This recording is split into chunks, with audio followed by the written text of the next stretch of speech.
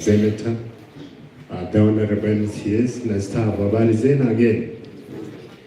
Your Excellency, the Governor before you is our staff of the Directorate of Procurement and ICT. In procurement, Your Excellency, we have 78 staff, and ICT we have 61. Today's turnout, we had 137 turnout out of 138. It is the best turnout since we started holding these meetings. Your Excellency, may I take this opportunity to introduce this staff to you quickly. Can I start from ICT? The ICT team, please stand up. Your Excellency, this is ICT. The Director of ICT has a sick mother whom we took to Eldoret, and I would request the deputy to stand up. They are spread across ministries. All our ministries have ICT, as some of them are actually based at the sub-counties. Can you sit, and we have your deputy to remain standing? Where's the deputy? Introduce yourself. Thank you, Your Excellency, Governor, Deputy Governor, Minister, CS, and protocol observed. I want to thank you for the opportunity. My name is Alexander Nyandoro Bota. I'm the Assistant Director of the ICT Department. Thank you. Your Excellency, ICT is responsible for managing all the computers, the network across the county, and their maintenance. One of the outstanding contributions we have from this staff came up during the COVID. During the COVID time, staff were working from their homes. Meetings were being held through Zoom. And consequently, that was one of the innovation, and it was done. We were able to hold cabinet meetings and other staff meeting while we were home. Because during that time, it was a minimum number of staff that were allowed to be in their offices. May I take this opportunity to introduce the procurement officers? Can you please stand up?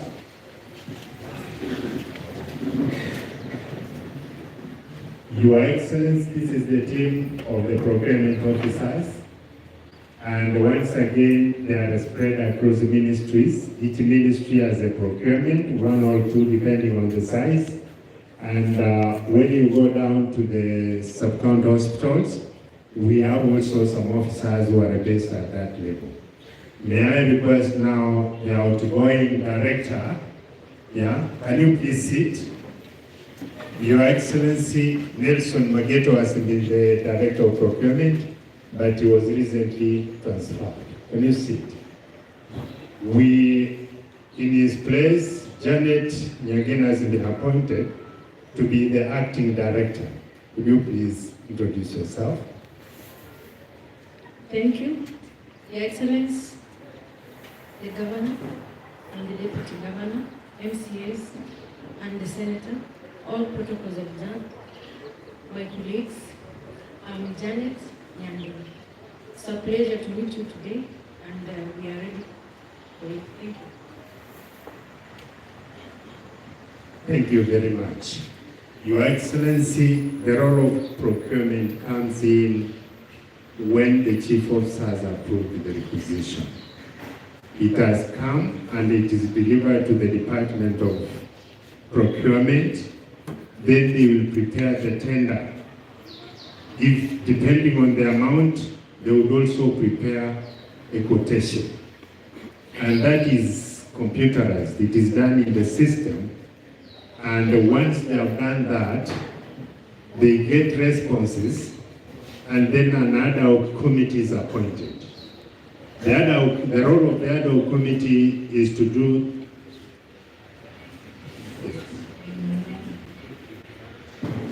Your Excellency, the role of the ad hoc committee is to do the evaluation of the quotations and select the best who was quoted or the lowest quoted, and they are able to deliver the service or the commodity to the county government of the desired quality. From there, once they have completed that process, an award letter would be prepared. Currently, it is only the Chief Officer Finance and Accounting who is authorized to sign the award letters. After that, the contractor is expected to write accepting that award. A contract is prepared for that contractor, and then is handed to technical officers. If it is the road, they take them to the road to hand over the site. If it is a building, the technical officers will take that office to where they are building, and then the work starts. For that reason, this group is very critical, together with the ICT, because our services are computerized. We need ICT for us to operate. And today, you have had opportunity to address the revenue officers.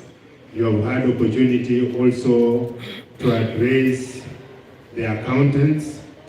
Your Excellency, you have addressed this team, and this would be the last technical team you are addressing for the finance ministry. And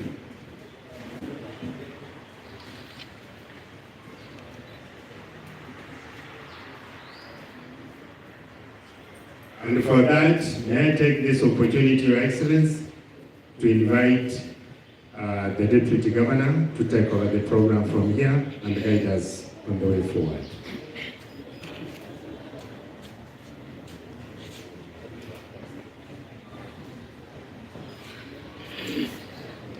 Thank you, Waziri. Your Excellency, Governor Honorable Simba Arati, our Senator Richard Mumaima, members of County Assembly present, government officers in the Gusii County, good morning. Yes, it's afternoon. Governor invited us here as procurement leadership, and of course as procurement staff. Your Excellency, here we determine what government procures, what will come into county, the county as procured, and it is this team that will give us value for our money, because the quality of what comes, what we pay for, will be determined by this leadership here. Your Excellency, before I invite you, allow me to give a moment to our Senator Richard Mumaima to say one word, and then we proceed to invite you. Your Excellency Governor, Deputy Governor, all the senior members who are here, members of the County Assembly, all of you, how are you? Why are you all of you looking sad? I am happy to be here because unfortunately I'm dressed like this because I'm running to Nairobi again. I wanted to say that I'm happy to see all of you. What I would want to plead with you to do is that you notice that you have to change the way you've been doing business in this county. I am hoping that His Excellency Governor Simba will work with you. I've been hearing and seeing a lot of things. There is no victimization. You're qualified and you've been here and you've been doing your job. You should not worry. If there is anything wrong, I believe that he should give you an opportunity to correct whatever that is wrong and come in with new ideas on how you're going to change this county. The truth is, you were there when we were campaigning. You used to hear what we used to say, And we are serious about it. I've been an MP now, he has been an MP also. We know what happens in procurement. We know what happens with the IFMI system. We know all those things. What we are asking you, please stop. If there's anything wrong you are doing, please stop it. Let us run a county that is straightforward, where people work, they get paid on time, they do the work which can be seen. There's nobody who's going to come, even me, until you give my cousin work. If he doesn't qualify, doesn't have the capacity. And if such things come up, Governor is open and he will listen to what you're going to say. I wish you well. You know what my job is. I should actually not even be here. But because you are in procurement, ICT and all those things, my job is to oversight you. You know, I'll be having an office in the county. So when I'll be telling the governor and sending him a memo, asking him for documents to be brought to my office, that means I will know what you have done. But I will not accuse you. He's not accusing anybody. Governor is actually shocked because some of the stuff that has been done is mind-boggling. Completely mind-boggling. And you see, this money is not Simba's money, it's not my money, it's not your money. We have got people out here who are waiting for that money. So that you give them medicines, so that you give them water, so that you do their roads, so that people can say the government we elected is working for us. Otherwise, thank you so much. I wish you well, and I wish you luck. And finally, Governor, I want to say, I've been getting all these, let me call it political noise. That you know, Governor is victimizing Abagetutu. If Governor finds you've stolen and he fires you, he'll bring Abagetutu to take over your job. So, cut that stuff. Let us try and clean up the system. You keep your good names. After he has set up the structure and the systems, please serve our poor people. That is all we're asking for. And what we were talking about during the campaign, we meant each and every single word. Thank you so much. And for the MCAs, thank you. It is good that you are here. And it's good for you because me and you will be engaging over the same issues that they are discussing here. Thank you so much, Your Excellency. Thank you.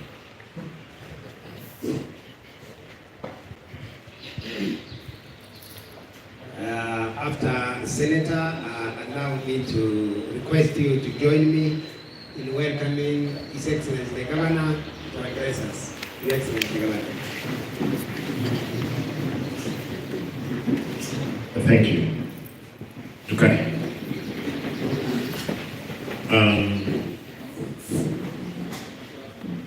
Before I do anything, I wanted to recognize my strong team who were elected alongside with ourselves, the MCs. Yesterday, I had a whole team except 9, but even those 9, I've seen a number of them here because they were committed elsewhere. They are here to meet with the chief officers. And those chief officers, they'll give them detailed reports of projects of their wards. That's why they are here. My brothers and where's the sister? The sister was here yesterday. We have one lady who's an elected MCA. They will engage with those people. They will get the reports from their wards. We are standing, my brothers. Hiyo Mike iko hapo. Mike. Wewe. A quick introduction, just your ward, your name. This is Honorable Naftali Onkoba, the Check Ward. Check your ward. Muracha Henry, Basi Central. As Central. Ibrahim Machuki, as Bukitaurio. Jacob Barongo, Balaka, Masige West. Masige West. Michael Mutume, Masige East.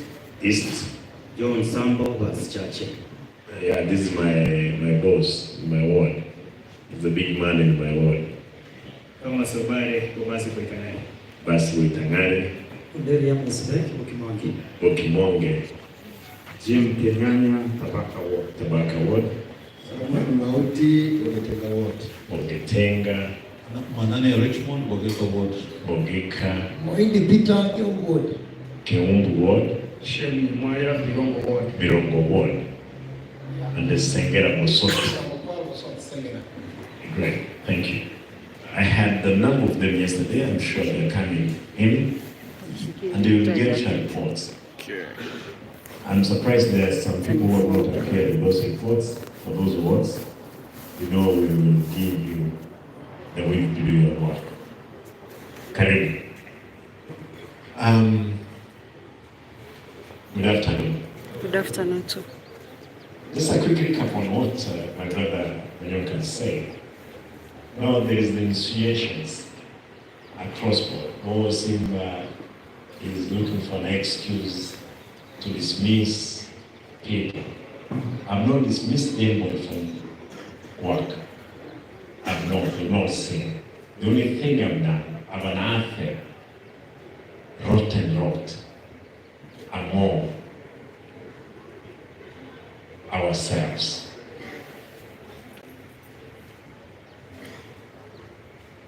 Therefore, what I'm going to do is few of the facts finding. I know yesterday I met with the guys who were in charge of what? The revenue and the accounts. Today I'm meeting with the teams from procurement, ICT, and which people again? ICT and procurement. Yes. The people who can make or break the system.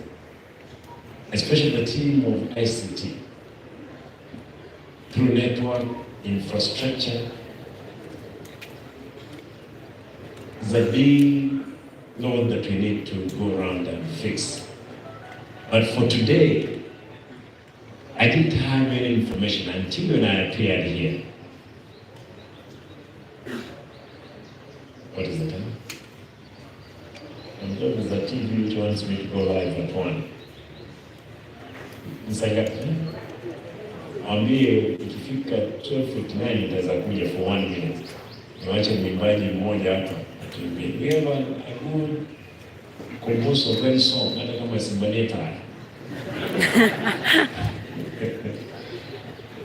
atuimbie, ukiimba tutalipa kwa uimbaji wako. Allow me to stay focused today. I will be very brief, because I have a whole staff of things that I must run through. But basically what I wanted to say is I want to congratulate those officers who are doing their job as per the prescriptions. Secondly, there is a lot of disorganization among yourselves. Director, procurement, you are a good man. This gentleman, I walked to his office. When I walked to his office, he explained to me, but then I found this lady, who is the deputy, who also was sitting to the next of some window where there is mold. I was just questioning her, Madam, do you don't think tomorrow you'll be sick? Even the money you are making, it can't help you. If you just peek out of his window, you will see what is outside. And I was concerned. But then, this gentleman didn't take offense when I told him you're no longer going to be a procurement officer. Because we want it. Yeah? The director. I told him you're no longer going to be a director of procurement because of simple reasons. Moral motivation. It has to be. This lady is senior than him. But for one reason or the other, he has held that position for some time. That rearrangement is only what we want. And he didn't take offense. And among you, other people that are now sick, I've told some of them, the ones they are sick. And nataka niwaambie wasigonjeke sana tuketi. But notwithstanding that, I'm realizing there are people, if you are in job group, Q. Who else in job group Q?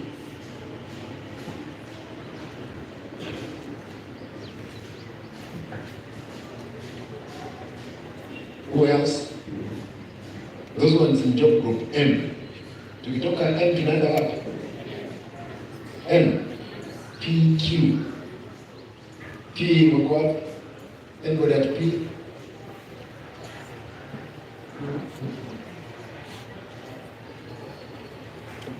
No, I'm saying job group.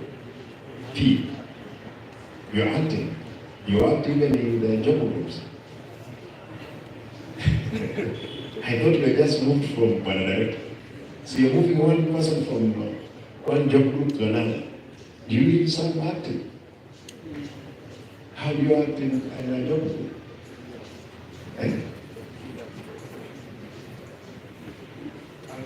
Oh, no, no,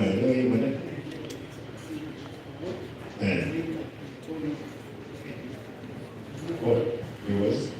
He told me that he was removed from the payroll. He was promoted and later he was removed. Did he commit any crime?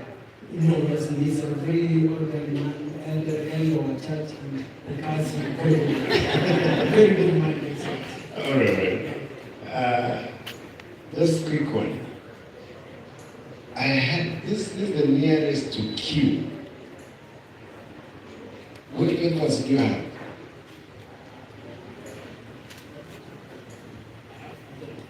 Whatever, ask. EPSN. Working experience, how many years?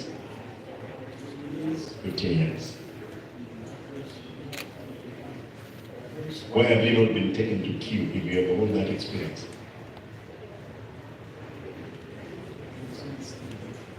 You're waiting. Do you think, how old are you? Do you think in those 5 years you will get to Q?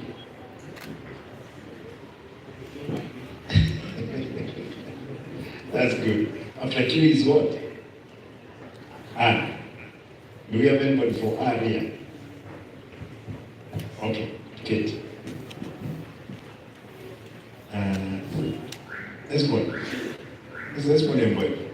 Your name is? Remember, you know you look like the other gentleman. Sasan. There is a reason why I was looking for that. Madam, what's her name? Janet.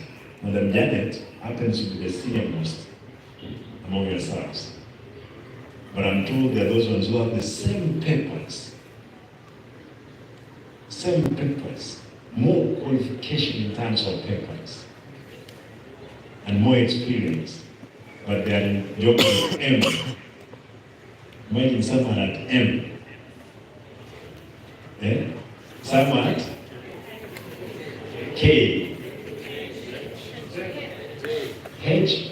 Ambao umepita Janet. Eh? Madam Janet Kate.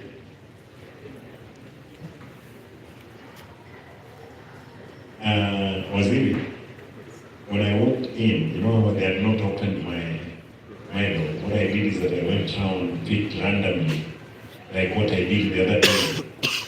Then all of a sudden, I stumbled on a gentleman. Actually, that day, I came and I saw my driver to drop me at the gate.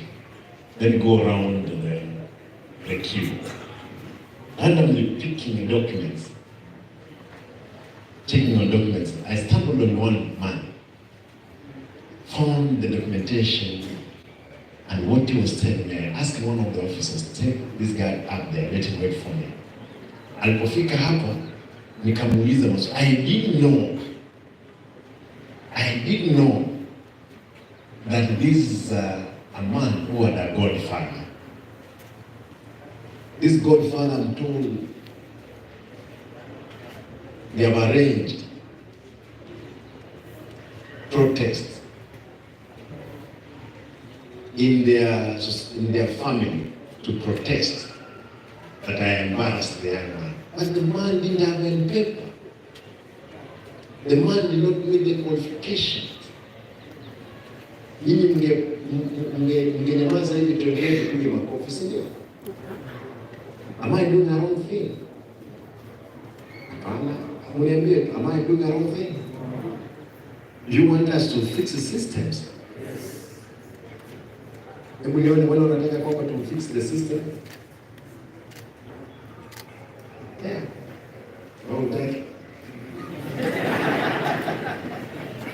If we must change is painful.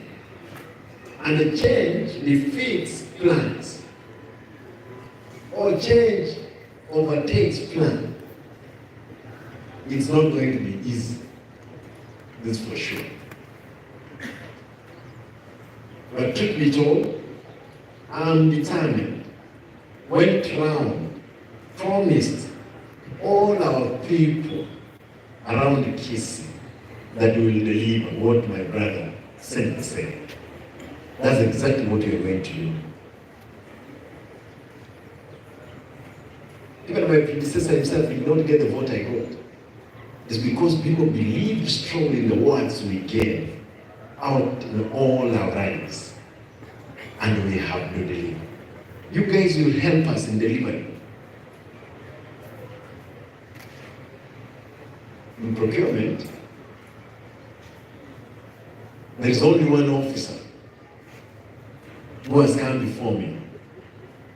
When he realized that I was going down, he told me, Mheshimiwa Governor, tafadhali nisamehe. One, nikamuuliza why? We have been skewing tenders to the people that we believe who can talk to us properly. Even the small money I've made from them. This morning, the officer confessed in the boardroom. That day I was alone. Today he confessed.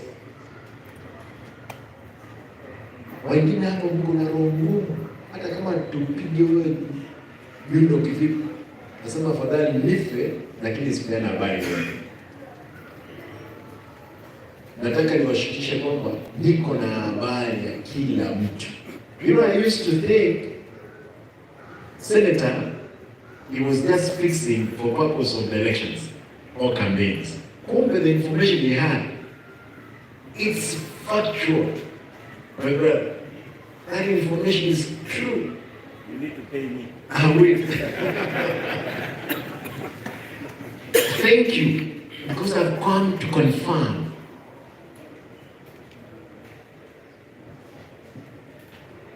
Information I got this morning, which I may be having a full report next week, is terrifying. Afadhali nini hapa? Unajua wale watu wa tendering unaweza onwa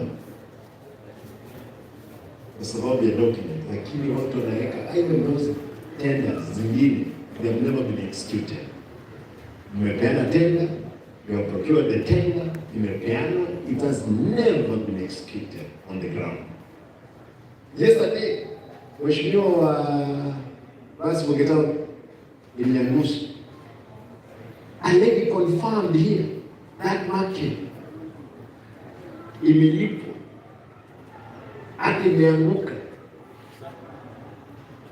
The lady told us there, so much has been paid that even that contractor could walk na kisu kwa ofisi, anatisha huyo mama, lazima usaini kitu, kama sivyo utaondoka hapa.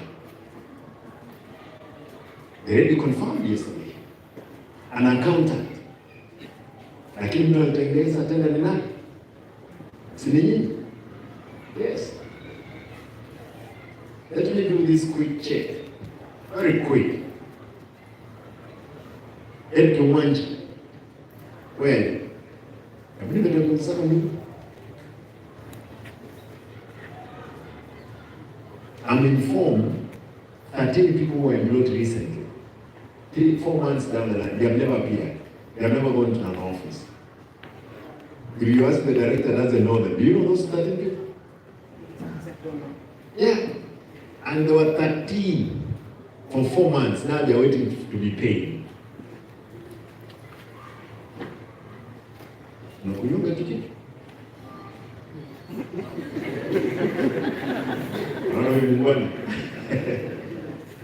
When were you employed? 2014. Have you been promoted to job group? From? Which school did you go to? You know they have been saying I didn't go to school. This is then. Bwana lazima tusaidie. Bwana uoga gani ndio? Makosa gani umefanya? Muungano mmoja tawala. Ile ndani ya ndege moja.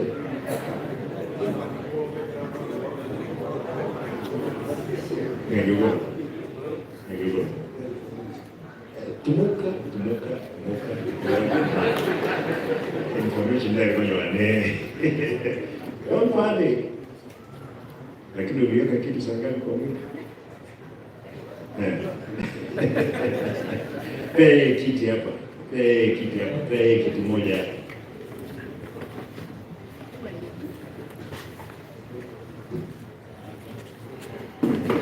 Kiti moja kai. Ungetenda wewe.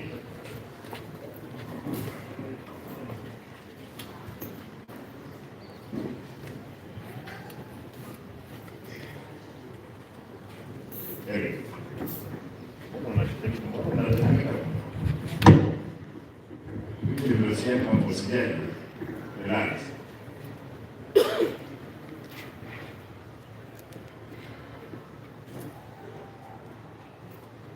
Unafanya nini kwa nini? What are you?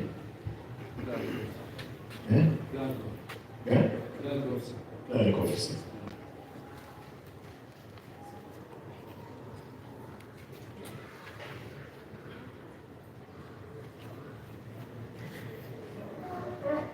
At procurement. I'm told you're Mr. Fixer there. What exactly do you do there?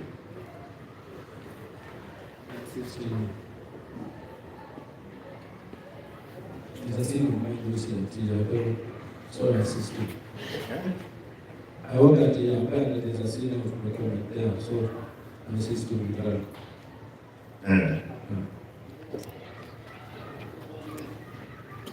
What have you done? Which school did you go to? What school? Multimedia. Multimedia, you did what? I need to say this. Eh? I need to say this. What is that? From that attendance to the policeman supply, at the center is at Multimedia. We have two centers, maintain our operation and Mm. From Multimedia? That's the way we have a center. Mm.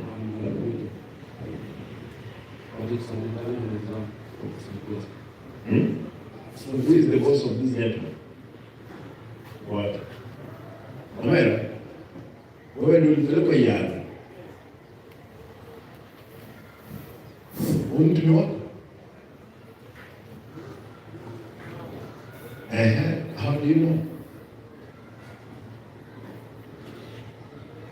He was posted to the army sometimes back.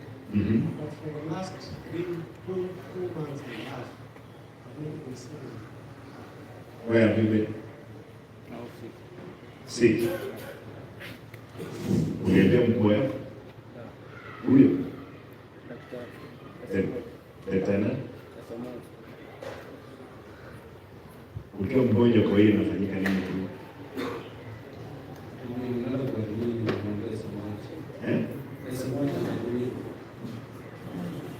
Ugonjwa gani hiyo ulikuwa?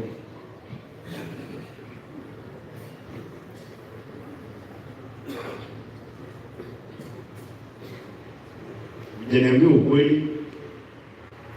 Where have you been working before? Ibeno. Who was his boss there? Who was his boss at Ibeno? Ibeno. Mkubwa wako alikuwa anaitwa nani?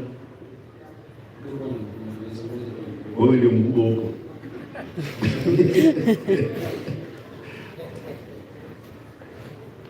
Unasikia?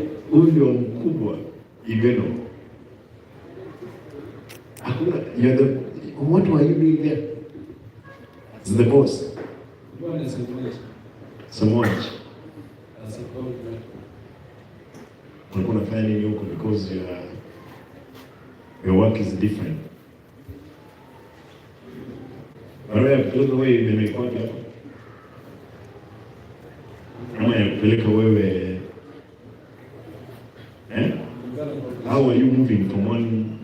wanaitwa nani? Inaonekana kama Gusii originals. No, si originals ziko hapa. Originals. Hizo zinaonekana ni originals. Yeah, hizi ni originals. You movie. Hizo za Rema Records zilizo original ni originals.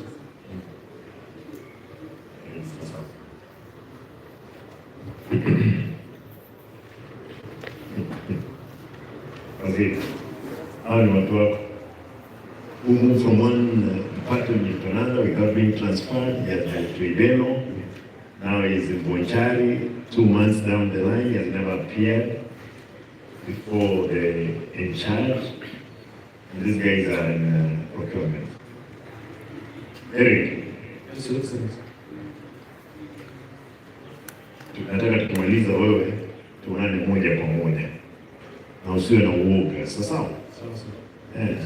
Ni ndugu yako, usiwe na uoga. Uliandikwa lini kazi? 2014.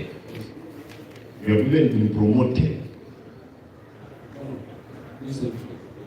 When was that recently?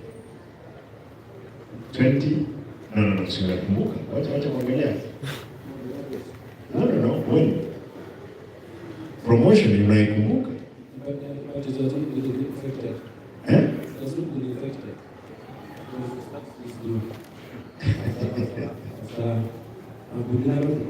Haya, maajabu ndio hayo, na mtaona mengi. Wacha niongee na TV pale, nasikia dakika 2 peke yake. Rudi mahali ulikuwa umeketi, lakini hata wakati umeketi sio uoga, sio ugonjwa. Direct. Huyu ni mtu wako?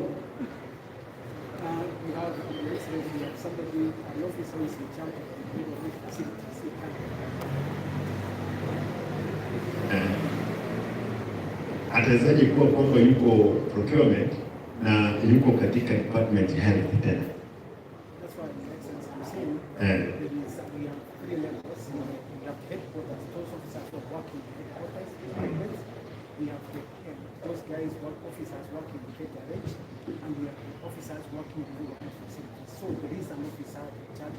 Utakubali nipime your alcohol content kwa damu? Niitane saizi. Nitie daktari Tuchu, nitie daktari na alcohol kidogo. Hii biashara lazima tuifanye. Kama ni mgonjwa, tuhakikishe kwamba daktari amepeleka. Daktari, ila mtu kutoka daktari hapo alipo malizane hii biashara. You can't shake. Kama wewe ni mgonjwa lazima na utafuta ambulance kidogo. Look for ambulance kama wewe ni mgonjwa, tupeleke hospitalini. Lazima tusaidie wewe ni mgonjwa kama vipi? Si wewe ni mgonjwa? Kama ni mgonjwa lazima tupeleke hospitalini.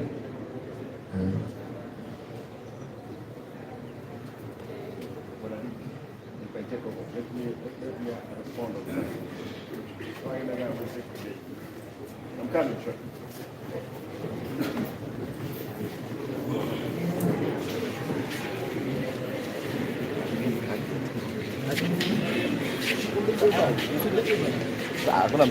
Hakuna mtu atachukua, tuziache tu hapo.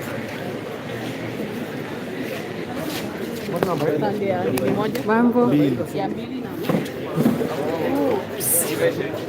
leo niko kazi.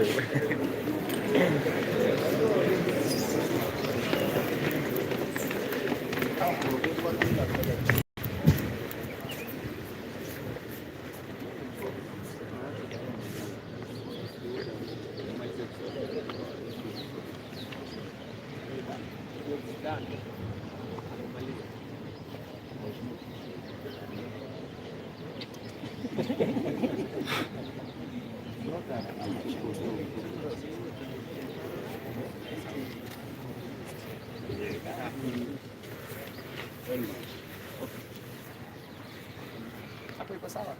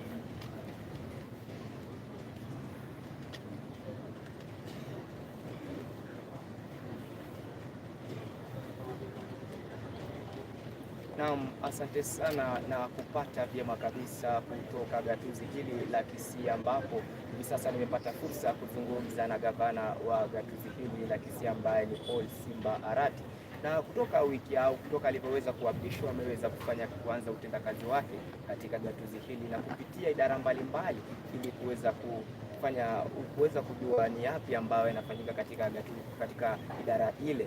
Na hivi sasa wiki iliyopita aliweza kupitia katika idara ya kukusanya ushuru na akaweza kupata kwamba kumekuwa na ubadhirifu katika idara ile, na kulikuwa na wafanyikazi hewa kama 861 na vile siku ya leo ako na watu kutoka idara ile ya ICT na vile procurement. Pengine tuweze kuzungumza naye tueleze hali iko vipi katika gatuzi hili la Gusii. Nashukuru ndugu yangu.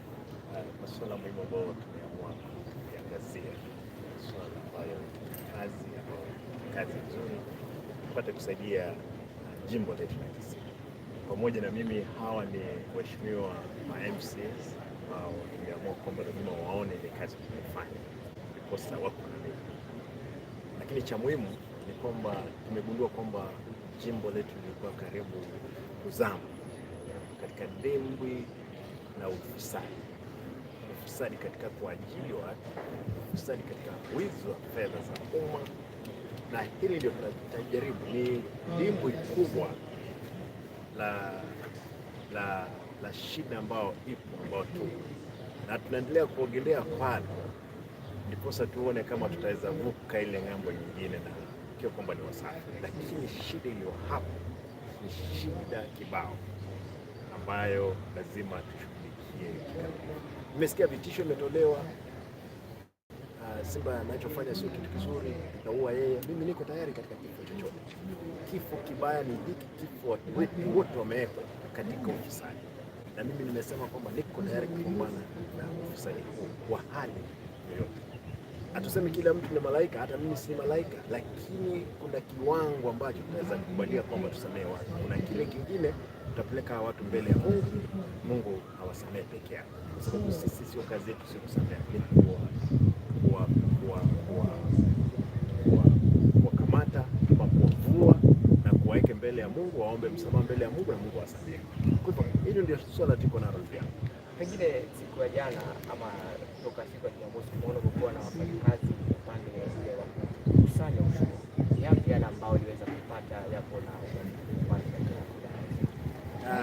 kustaajabu? Nasema kustaajabu ya msu utaona ya brown. Jana ndio niliona ya brown, kwa sababu niligundua kwamba wale ambao wanakusanya ushuru ni wafanya kazi ambao hawajaajiliwa kama employment, ni kwamba ni wale kashu na wao hawajailipo, wao ndio wanakwenda wanakusanya. Utawezaje peleka mtu mwenye njaa kupika chakula akuletee, utuambie kwamba chakula yote imefika katika meza? Ni kitendawili. Kwa hivyo shida iliyopo ni kubwa ndugu yangu katika ukusanyaji wa ushuru. Mji wetu ukiingia hapa, nimeona watu wakipiga kelele, Simba anatupea aibu. Aibu gani? Tuko katika aibu. Masuala ya hospitali hakuna. Nimekutana na watu madaktari hapa, wale wa jana na juzi na leo, ni maajabu makubwa. Nimepata wengine wamekuja kwa ofisi, wananiambia mheshimiwa, tusamehe, tulikuwa kwa sababu tukifanya tenders tulikuwa tunaegemea pande moja. Watu kama hao wakija wanaomba msamaha, hatuna budi ila kuambia kwamba ndugu zangu, mfanya ya kutosha, wachia hapo, wacha tuanze safari ambayo tumeanza. Lakini nataka nihakikishie wakaaji wa jimbo hili pia katika nchi nzima, tutapambana, tuko tayari, tunapeana uhai. Kama ni kifo, tutakufa siku moja. Nitaweza kufa sasa, nitaweza kufa miaka 100 ijayo. Kifo ni kifo, lakini kwa wakati tumepewa, niko tayari kufanya kazi. Naam, asante sana. Kama ulivyoweza kusikia kutoka kwa ambaye ni gavana wa jimbo au kaunti hii ya Gusii, kwamba yeye yuko tayari kufanya kazi ili aweze kufanya maendeleo katika gatuzi hili la Gusii ili liweze kusonga mbele, kwa sababu atakuwa anafanya biashara hii ama hulka hii katika gatuzi hili mpaka wakati atamaliza idara zote. Na ni hayo tu kwa sasa, pengine ni kurejeshe kwako studio. Asante.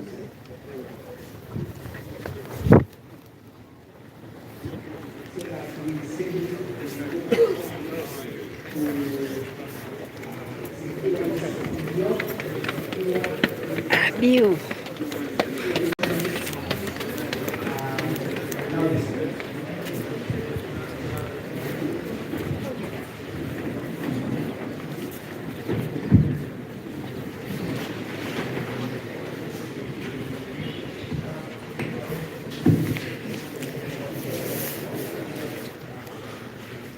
Now we will confirm. We will confirm. Kama alikunywa tutasaidia wewe, kama hujakunywa tutatibu wewe. Allow me to go through this videos I've seen.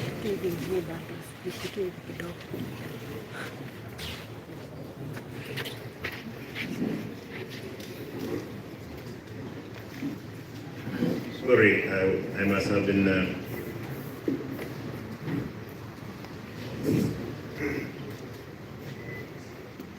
Sera Omwana. Uko job gani ndugu? Na umekaa hapo mwaka ngapi? When were you employed? 20? 14. Which papers do you have? A degree. A degree in what? Since 2014? Yes. Umeona wengine wakipanda ngazi? Yes. Ni kwa nini wewe hujaipandisha? Siko na connection. There's no connection. Which connection is that? Just a quick one. Wewe uliingia ukiwa na job nyingine? The county, yes. KLM. Uliandikwa nini? I was employed in Excellency in 1986. 86 nilikuwa na miaka karibu 6 sana. Nilikuwa karibu miaka 6, wewe ni kitambo, lakini uliingia hapa county ukiwa na J hapa county 2014. J. Kwa hivyo umetoka J, K, L, M. Uko M. N. N. 6 steps. Haraka sana. Hiyo tu nilikuwa nataka. Wewe umekaa kutoka 2014 wapi? M. Ulikuwa 2014 M. Na hujaisoma. Madam Director. Uliingia hapo ukiwa wisdom group? P. Toka national. Yes, I was transitioning to the county at P. Yes. Q. R. I'm at Q. You are at Q. Yes. Which year did you come in? 2014. 2014. Kwa hivyo umepanda moja. Moja pekee yake? Wewe. Huyu mwanadada amepanda moja pekee yake?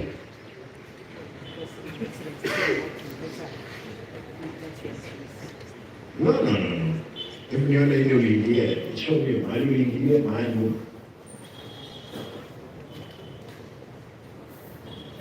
Hapa lazima tuambie ukweli ndogo kwani?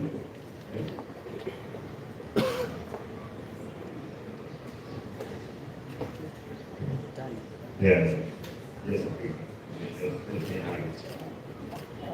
Offer of appointment to sub-services. I have pleased to convey this, that you are appointed to vacancy in the supply chain management.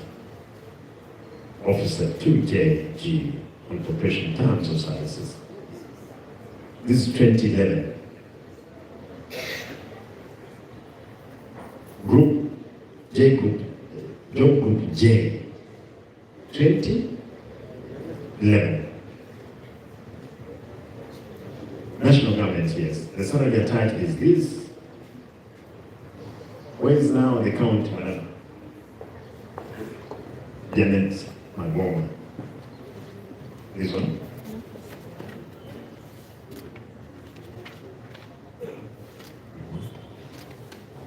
Look at this one. Macho ninayo hata kama siku ya shule.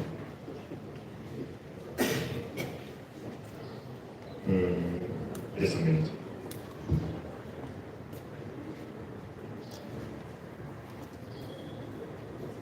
For 2018.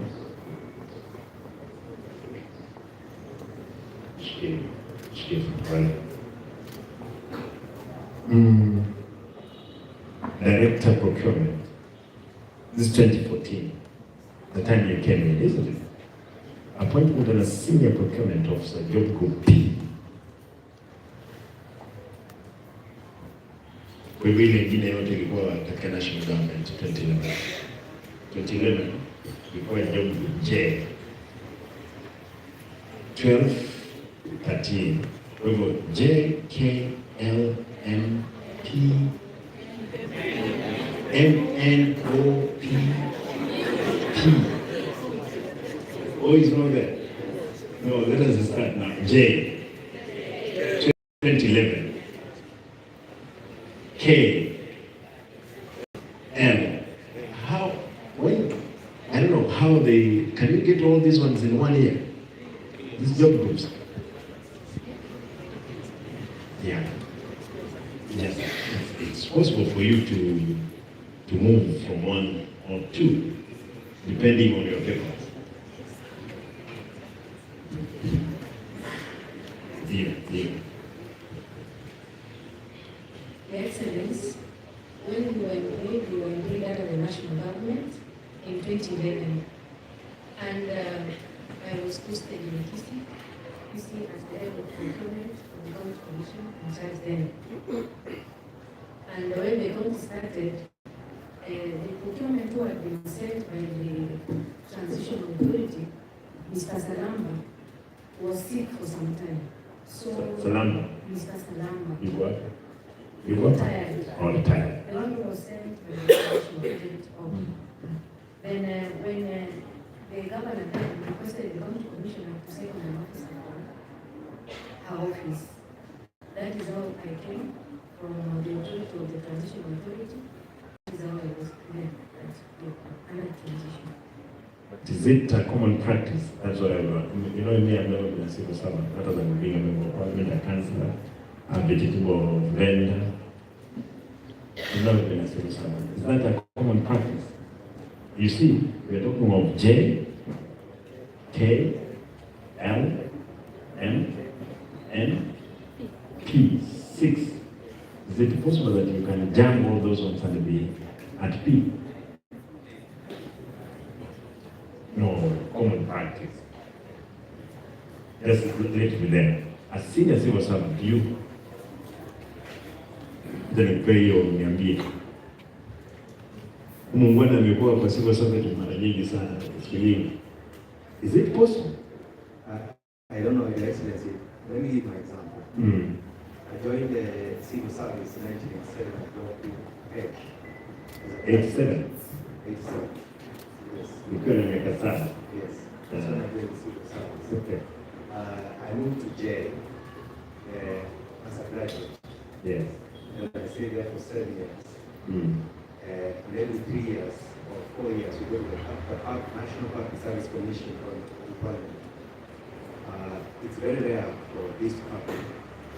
Unless I was, maybe I can imagine that the transition authority was trying to bring officers to senior position. But the trend in civil service is that after every 3 years, minimum 3 years, you move to the next job with our promotion. That's the one in the civil service. But maybe this one, the transition authority didn't understand. Right. Says it's here. We can't kill you because so ulijipia, lakini hata wewe mwenyewe madam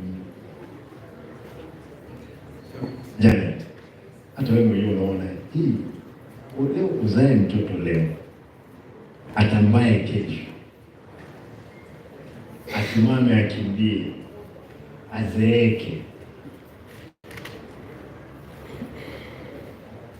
kitu kama elimu no, by the way. It's only that I'm just asking Kawaria. This is very good.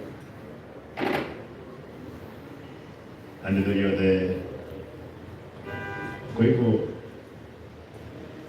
ordinary mtu kama huyu mtu anaitwa nani? Nimeuliza kwa sababu alikuwa huyo M. Afadhali chukua kiti chako. Mwangaza kwa M of M. M unaitwa nani?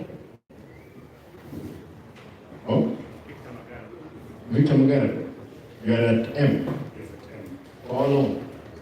For 1.5 years. Ulikuwa gani? Ilikuwa L. N. That's when the next one. L. I was in L, then L. L. Okay. Huyu mbona hajai panda kutoka imagine M for 2014, 2015, 16, 17, 18, 19, 20, 21, 9 good years. 9. Jana. Wewe kwa mibaraka ya Mungu na miujiza. 2011, 2012, 13, 14 already you are MP. Keti tu. Asanteni. I hope unachukua notes. Lazima tukae chini tukubaliane. And you told me yesterday that she's the only person who has an opinion, who can make an opinion in procurement.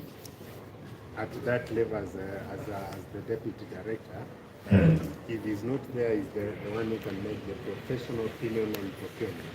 But you see, there are so many people around that who are qualified to even take over from that position, isn't it? Yes. Kwa hivyo story nyingine na nyingi tuache bwana. Let us give due the people so deserve it. Wazee, afadhali, naomba. There's a few things. These people, they fall under you directly. And you do not know what I have today for these people. That's what I have. Maureen. Maureen, wewe bado hujakolea. Actually, I just picked notes. Get it.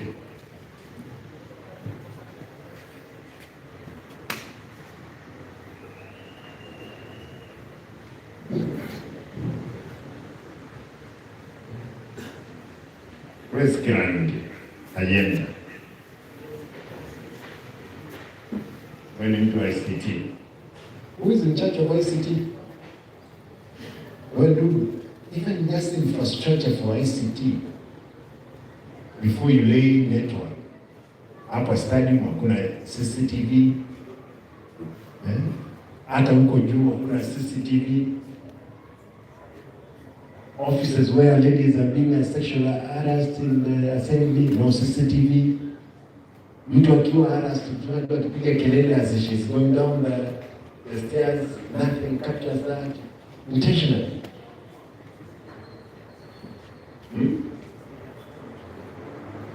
No, even in those corridors, hakuna. I had a terrifying story yesterday. One engineer. You remember the other day I told you when I came up there? We need to sit down as a SCT. All these loopholes we have is because ICT is not working. Not necessarily on the CCTV, in other field of ICC. We will avail funds, make sure everything is working. Yeah. Mwisho. Where's Victor? Salman. Meton. Where were you employed? 2014. Job group? Job group K. K. Sasa uko gani? I've never been promoted. Since 2014? Yes, for 8 years. For 8 years, an ICT. Kutoka siku hiyo umeenda shule? Nimeenda pia hadi nje nikafanya specialist certificate. Nikarudi and was started the JS department and it's my promotion. Huyu mkuu wako, you are in job group? You are at P? Yes, sir. Uliingia nini county? 2014, sir. Uliingia na which group? Hebu nipe fanya yako. P. Tuliingia na P. Uliingia na P? Yes. Na hujawahi kuwa promoted? Bado. Yes. Anaonekana ICT amfanye kazi nzuri. That's why I'm not being promoted. Inaonekana ICT imeweka mkono juu. ICT. Nyinyi hakuna kazi mnafanya, hawa watu hawasomi. What happened? Wanasia nini imefanyika kwa hao wangwana? Unajua hiyo the institutional memory.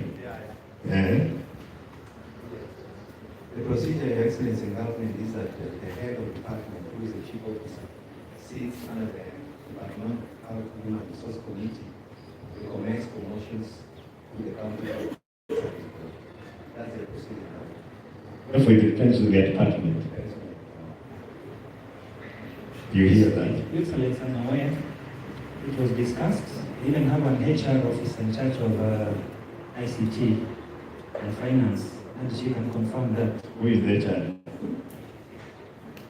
This is Ruth. Ruth. The put on mask, Ruth. I was confusing you with another lady. Ruth, what happened? You are the HR representative in ICT. And what happened? We discussed the promotion, through minutes, were forwarded to the board, to the office of the economics. Yes. A few of them were promoted, but recently the promotion was put. No, the recent one I stopped it because you can't promote people without factoring it in the budget. There must be a provision, isn't it? Yes. Yeah. Now you as an HR expert, how do you promote people when you know there's no funds? The CEO had confirmed his budget for the promotion. Who is the CEO? Officer Okay. Is it? Where is it? The chief officers are seated in the boardroom. Every letter, anaitwa Ngoi. Ngoi. Leta mimi yeye. Dakika moja ninyi kana wacha akuje tu aji apate mshtuko wake.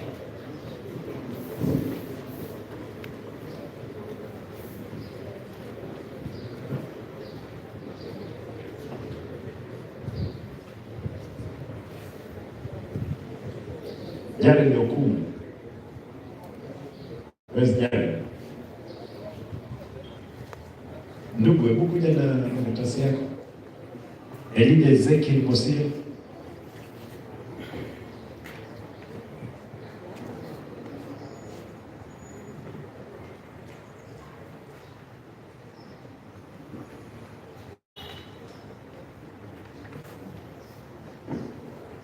Ezekiel, what do you have? You're in job group? Excellency, currently I'm acting on job group B. Job group B, assistant director, which is not existing, Your Excellency. I joined this county Come up again. Excellency, I'm saying, my name is Elisha Gusii. I'm acting on assistant director, job group B, which is not existing. I was given a letter. How do you work in an existing position? It's there, Your Excellency. It has not been revoked. I even gave out my documents to the officers who were there, Your Excellency. I joined here 2014, job will be checked with these officers. They have gone where they have gone. I was given job with K, Your Excellency. Reason, it's called Ukalanza. Who gave me that position. Later on, Your Excellency, I was given job with there, and then I was given acting capacity for 4 years. While all of these officers who were employed before me, they will pass through my hands, and are being promoted to overpass them. So some of them are my process, and these are the guys who went through my hands. When they're going too fast, Yes, Your I know Excellency. you have an excitement. Yes, Your Excellency. I'll solve that problem, don't worry. You'll get to your desired job group. Pole pole. Madam, you're the HR. You know his case? Yes, sir. For... Yes, sir. If you let me have the truth. Usiogope, hakuna mtu anaogopa hapa. You'll be a free lady. Sasa, Come on, tell me the truth, please. The truth is, we are not able to discuss procurement because they don't have the budget for promotions. But for the longest, promotions have been happening, and even the heads are not aware who gets promoted and how. Yes. And that's the honest. That's why you should have more ladies in this summit, because she's indicated clearly that promotions are usually because of fine, and she's actually part of the system. Sio makosa yako. Just hold on there. Mr. Jared, you are in job group? Job group L. L. Yes. You are in job group?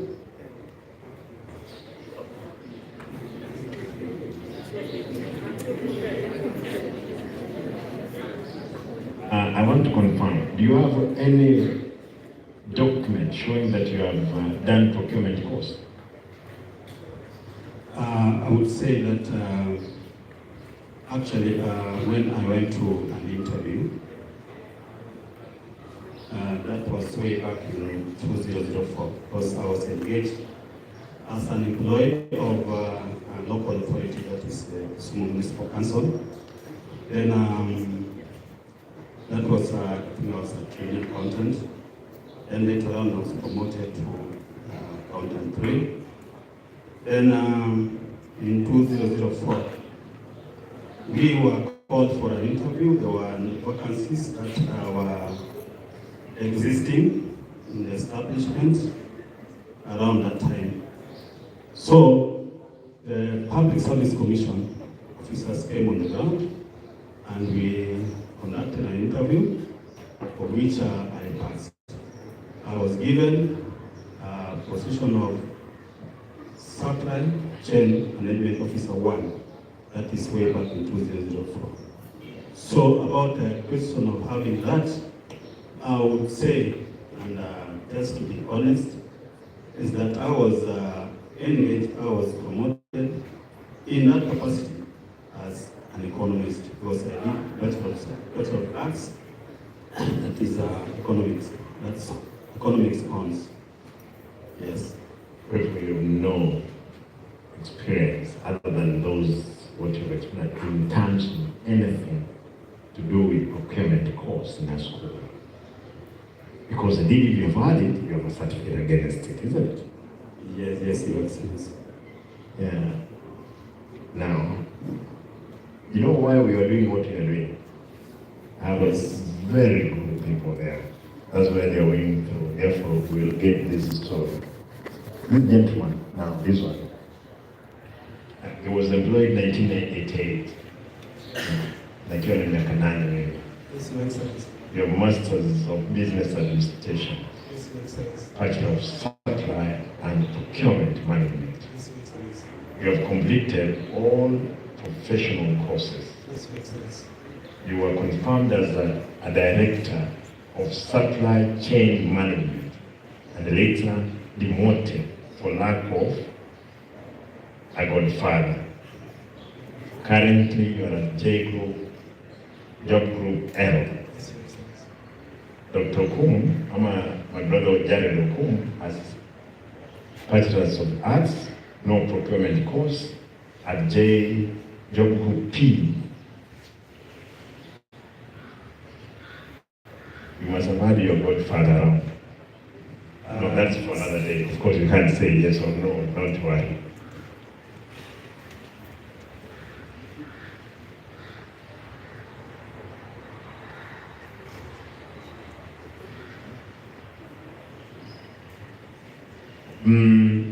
Stephen Kipso, Tim.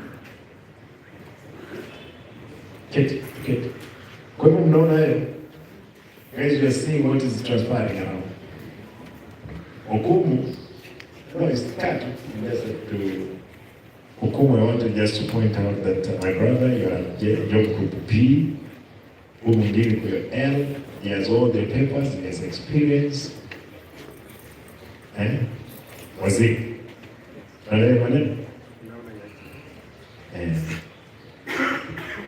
Najua kitu tutafanya. Stephen, Bachelor of Arts, diploma in supply chain management, Joko P. What can you say? Now that I've already gotten the chance to actually replace maybe one or two things, when I was here, there are a few things that I was actually digesting out of actually the discussion that was taking place. Now the main issue is somebody like me, I started working with Kenya Power. Yes. And that was in the year 1996. I stayed for a period of 8 years. Then after the period of 8 years, I was looking for a position elsewhere to become a CEO, for which I went out, but I did not succeed. I went ahead to work as an administrative assistant. Then thereafter, I got an opportunity with a program under the Ministry of Arati that is funded by IFAD, where I worked for 7 years. Now, in the process when I was actually at IFAD, and you see that was the time procurement was actually changing. Because initially, it was not, the diploma was not a requirement for you to become a professional. It was only somebody who has already gotten a degree, right? It's the person who happened to see and become a procurement officer. Then thereafter now, when the changes were coming, I had to change with the times. That was when now I got my diploma, which enabled me now to be a full member of Gusii. Then thereafter now, there was the requirement that came thereafter, which was for you to get a license, you must be a member and you must be a qualified member. That is what the DPC, which I know my colleagues also got it, and they are also having the license, the way I also have the license. Then now, it was towards the end of the program. That was the time now I was looking for a job. Right? So, and this program was covering 8 provinces that time in Kenya. That is Meru, Embu, Kenyaka, Gusii, Nandi, and also Simba. So that was when I came to know Gusii. Because we were actually covering. Which year was that?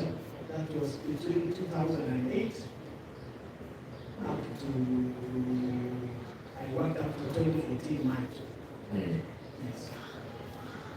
Then now I was looking for... No, don't go far. You've explained. I'll have a sitting with both of you, but there is this one interesting one. Watch it. Wewe kwanza umejielezea mzuri mzee. Umebakisha miaka mingapi umeniambia? 5 years. Lakini I can see you are at L, you are at P. Si uko mzuri? When did you come in at P? 2015. 1 year after. Yeah. This gentleman came even earlier than majority of the people. And then this is a discussion that we have with this thing. We want to be fair to every Kenyan who is working in the republic of this great country of ours.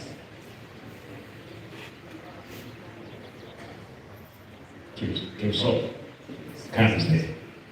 That's the best thing. You know who you have as an advocate. Where is this Erastus? Miracle.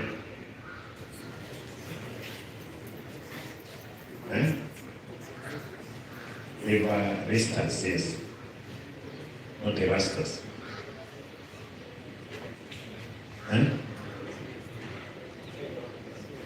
Where is it? You are the one? No, wewe uko na kesi kidogo. Ngojea my brother. Erastus. Huyu jamaa, you gave your papers and you disappeared. Ni wewe?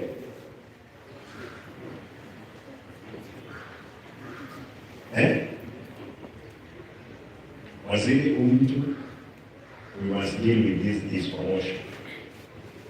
Diploma holder in Business Information Technology, certificate in computer course, within 2 years, has been promoted from job group J to M by passing J, K.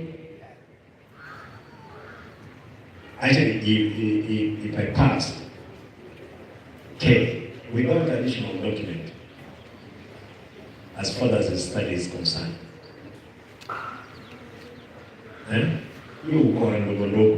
we must stop it. Ni vizuri you guys are given in your papers. We will analyze, and the reason that we must put you to where you belong is because of your documents. Kuna mtu anaitwa Milele. Niliita anaitwa nani?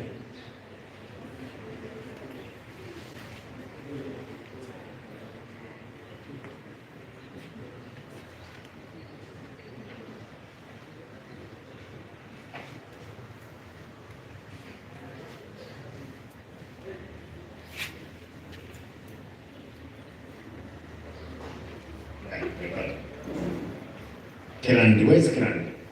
Ayenda. Kuja.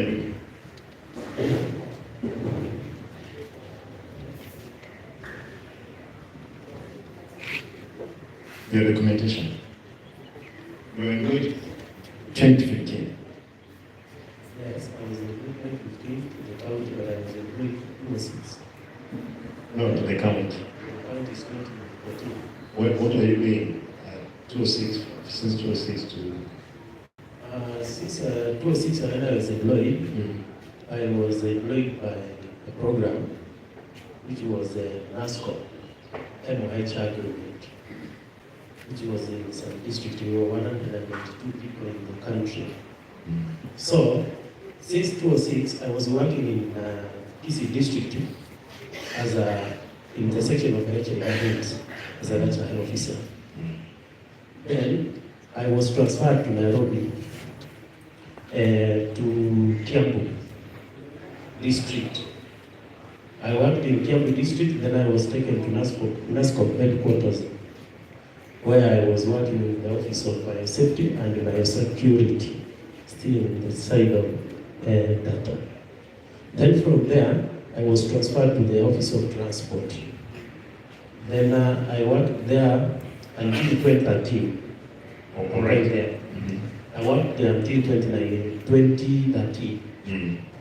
You remember very well, choices have consequences, by that saying by John Castle. By then, he was saying if you choose so and so, then we were handing our salary from CBC program with MOH. Then we were stopped our salary, our work. That was in Nairobi headquarters. Then that was the promulgation of the county government.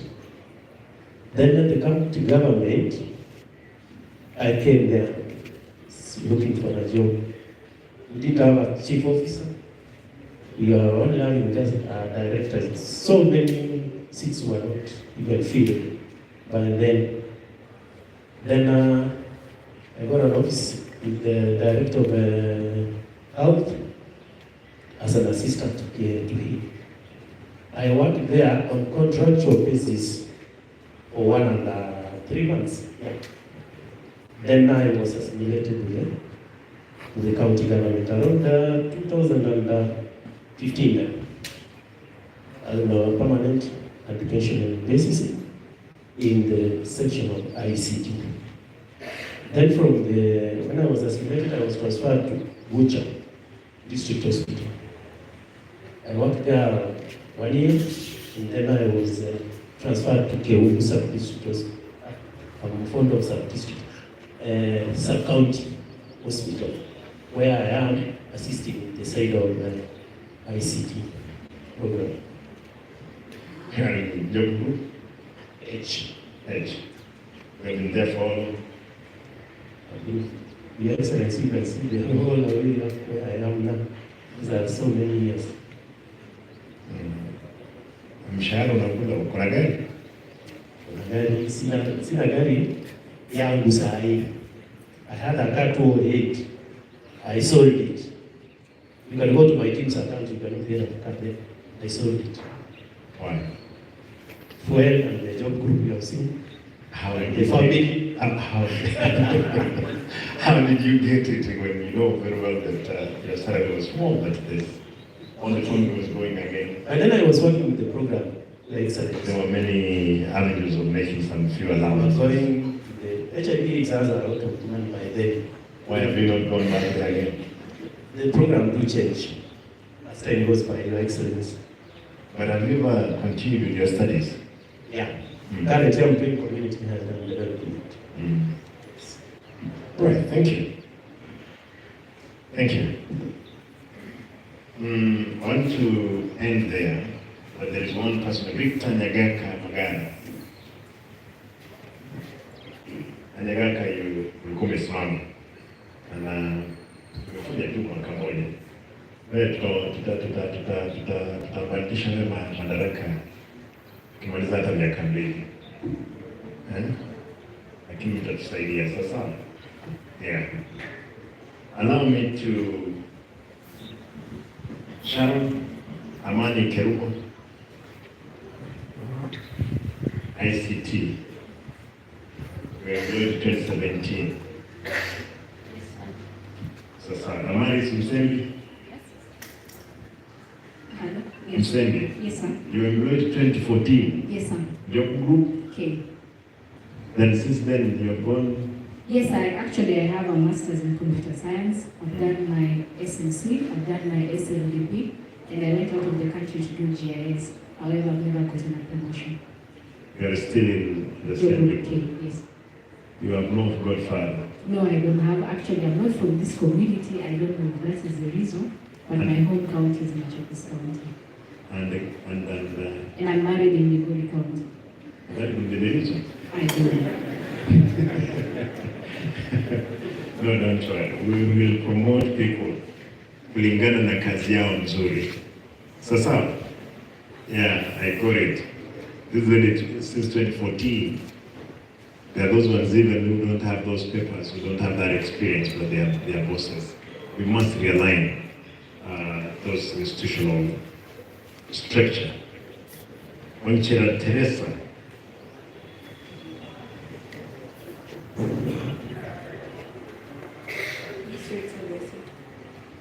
Wanchera. You employed 2014. Well, I see kuna shida is on there. Okay. Sorry.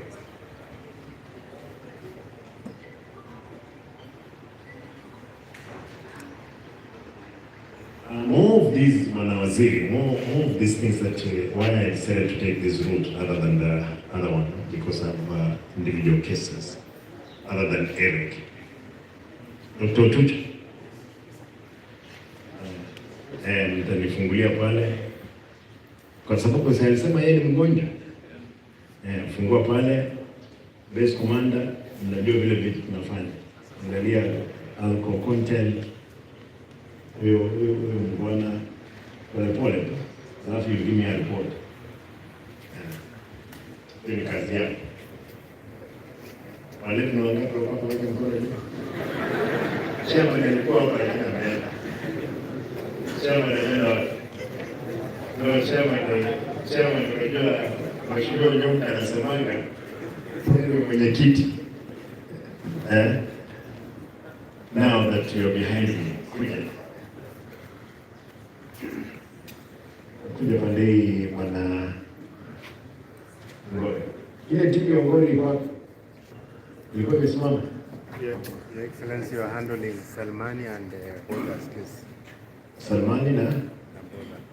They both joined in 2014. No, I don't think it's this one. Yes. About this lady and the body. I think there's promotions that you gave the other day. Did you have a budget? Because what she has confirmed, you did indicate to her there was money for that promotion.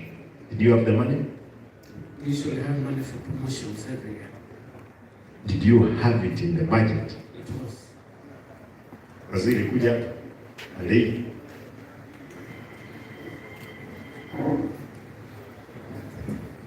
ako na pesa.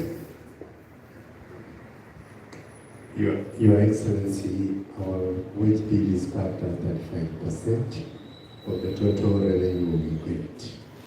Anything above that, I'm unable to confirm funds.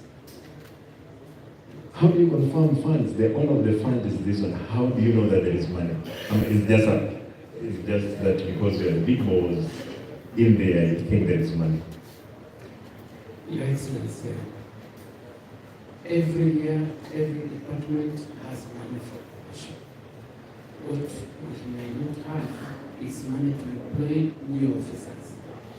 But I have been seeing a stream of new officers coming every now and again. So I don't know where that money is, but for promotions, it is a right for every officer to be promoted after every 3 years. It's the right of every officer.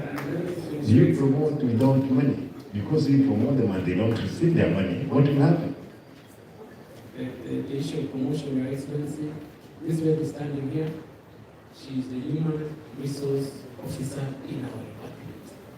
Usually, every quarter, we have what is called a departmental human resource advisory committee meeting.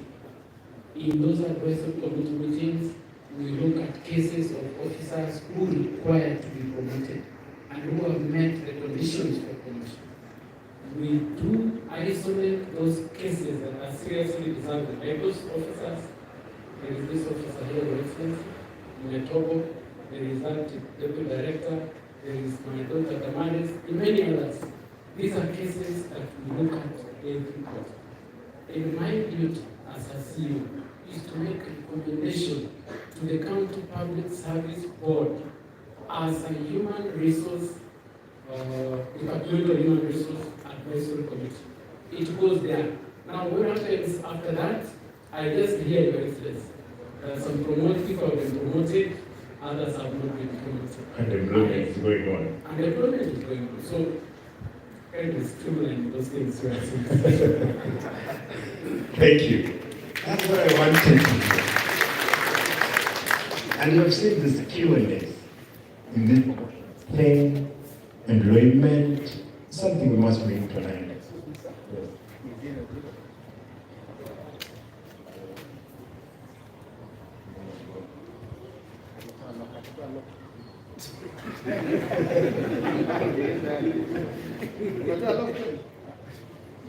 Kwa hivyo utatoa lock baadaye. Ndio sababu unatetemeka.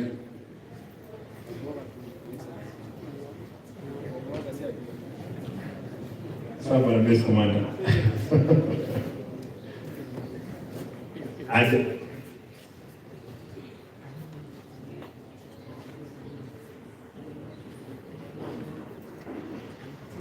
Give him this mic. You must be a good officer. I want to hear that. And I will surprise you then after that advice. Your Excellency, we will receive new officers, and I'm the one in charge of budget. So whenever I see a streaming of new officers coming, I always advise through my wazir that we don't have a budget. And we cannot keep employing new officers if these officers who deserve promotion have not been promoted. That's it. And once that happens, what do you expect me to do, Your Excellency? I have very little to do. I only write a letter. If it's acted on, I don't know. Now, for your surprise, do you know there are 308 new employees who are supposed to be paid salary as from July? Whereas there are people who have been, who are supposed to be promoted. And I was really the irony is that yes, we have surpassed the wage bill at 5%. We're at 58. Actually, I was being told it's 60, but I'm putting at 58. Is that 60?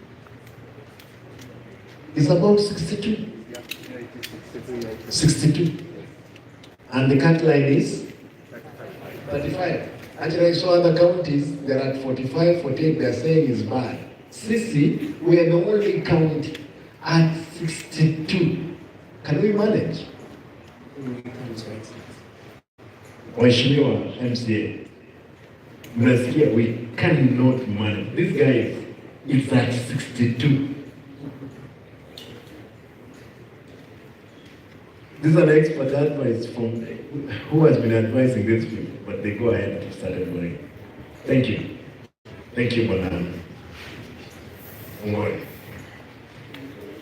Then people are saying what you're doing. How else can I get this information?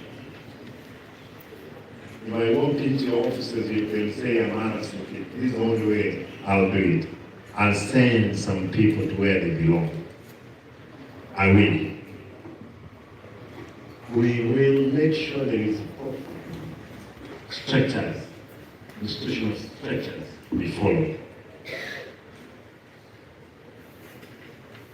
Yesterday, an officer confirms to me how they have been fueling in some petrol stations here. Wanaweka, they go, they fuel, half tank, lakini in their system, wanaonyesha it's full tank. An ambulance is filled with the fuel, alafu inabeba mtu hapa, ikielekea Eldoret, by the time inafika Eldoret, the patient must pay for that service. You guys want us to sit back and watch? Mnataka tukae tukiangalia? Wacha niulize, mko na wazazi? Mko na watoto? Na mko na bibi na bwana, si ndio? Ingawaje I know some of the people wako na mabibi hapa ndani, wako na watoto hapa na mabwana. Imagine kitu accident itokee kama hii, itufunike zote. Kama wewe uko na bibi na mtoto na mama na bwana na baba yake, see the whole generation goes, the entire family. Then your immediate neighbor, mtoto amemaliza even university, huwezi mleta yeye afanye hata kufagia hapo. Naomba tafadhali tusimamishe hii ukora na ujanja na watu wetu. Nikubalie, know this thing. Nikubalie to state this. You as procurement officers and the ICT team, I want to plead with you. You'll help us, especially the in charge. The infrastructure, I want you to come up with, we're going to have the supplementary budget. In the supplementary budget, I want to check on all infrastructure, all the roadmap in networking, the county facilities and the properties that we have. I would have expected that you as an expert, I saw you so many ICT here, guys. You would have secured even, you would have come with a software on how we can manage the revenue collection. These boys and the girls who came up with the system of e-system, they had ICT experts. And you see the government got that option. Today, those guys that are smiling back home. If you wanted to be moved from your job group to another job group, why can't you initiate that process? Uniambie governor, tumefika hapa, and this is what exactly we need to do. If today, I would have expected people like you in ICT expertise, utaniambia mheshimiwa, give 5 minutes. Wacha nikwambie what we are expecting from that building in terms of rent. Space against the columns inside there, against the staircases. See, watu wa ICT nini, watu hesabu wazuri? Ama hesabu ni ngumu kweli? This is what we would have expected. We have a university here. We would have gotten expertise, wale wanafunzi wako hapo wenye uerefu watusaidie. What is my humble request? That in another 100 days, there must be a total change in the management of ICT. Wewe mkubwa wako na timu yako. Unless kama hatuwezi, tutafute pia wengine watusaidie kutoka nje. Si ndio? And you know what that one means. My brothers and sisters in procurement, there are so many people who have done courses of supply and management, procurement, mnawajua. Hata wengine inawezekana ni ndugu zenu, dada zenu, marafiki zenu.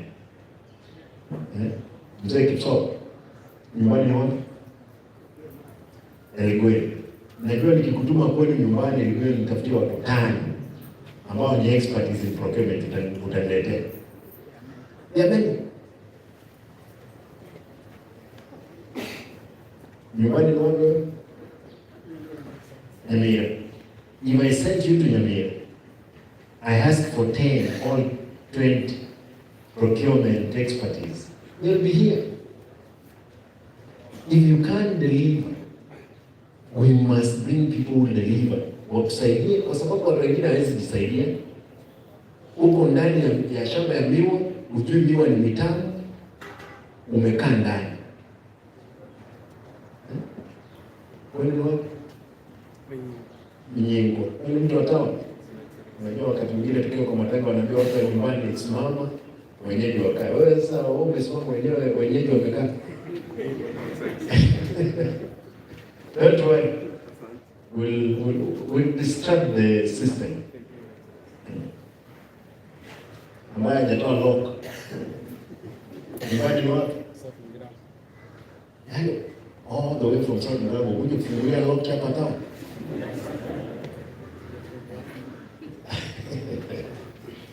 Wewe ndugu.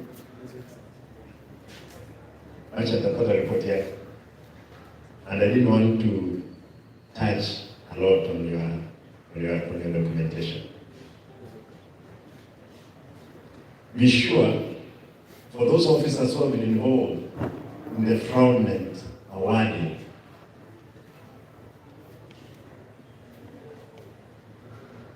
the good thing I'm with my colleagues here, tutawaonyesha vile kazi inafanyika. Lakini kama wewe huko na ujasiri mzuri, umeona hili inafanyika, na nimesema kama huko group K na hujaenda L na unajua ile makosa ilikuwa inafanyika, wewe kuja niambie. Nitahakikisha kwamba service board imeongeza wewe job yako na nipewe wewe ng'ombe 2 as long as we can secure. I'm ready. Nyinyi mlikuwa hapa juzi. Ni juzi ama jana? Hiyo wakati nilipewa jamaa shilingi 10,000. What was the question I posted to them?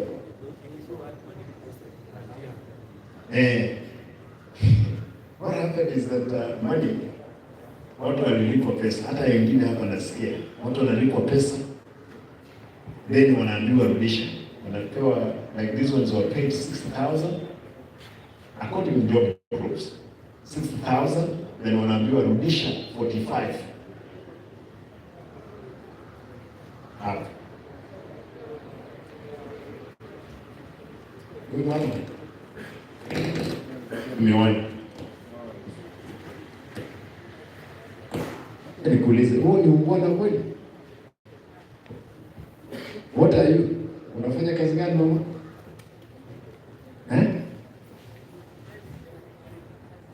Supplies.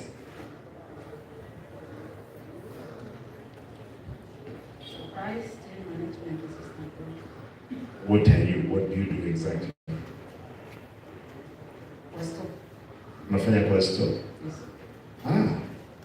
Umenikumbusha. Mtu anaitwa Sonia yuko wapi? He's not here. Yeah? He's not in this group. The procurement of those chairs.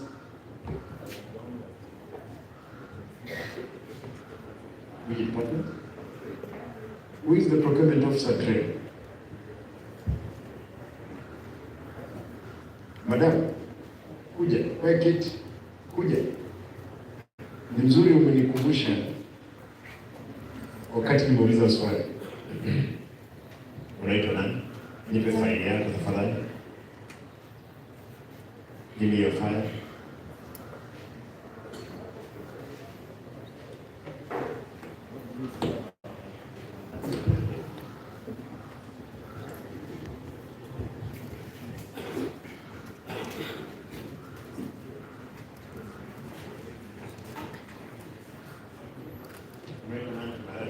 Utanya Lydia Musweko. Utanya Lydia Musweko.